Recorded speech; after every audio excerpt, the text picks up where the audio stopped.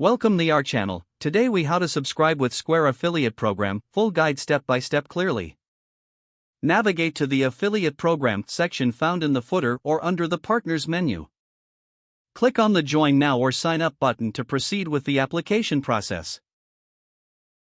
Fill in the required information, including your name, email address, and business details. Make sure to provide an accurate website URL if applicable, as this will help in your application evaluation. Next, review the program terms and conditions carefully. After understanding the requirements, check the box to agree to the terms.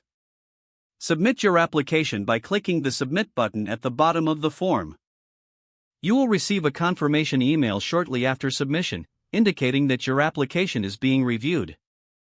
Monitor your email for further instructions or any additional information required to complete your application. Once your application is approved, you'll receive a welcome email with access to your affiliate dashboard. Log into your dashboard to find your unique affiliate links and promotional materials.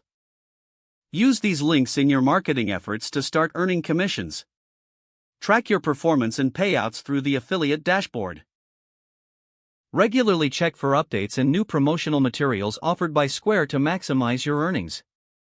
Engage with the Square community for support and tips on effective promotion strategies. Following these steps will enable you to successfully join the Square affiliate program and start earning. If the page does not load, refresh the browser or try again in a private or incognito window. Make sure you are using the correct email address, then retype it carefully to avoid small typos.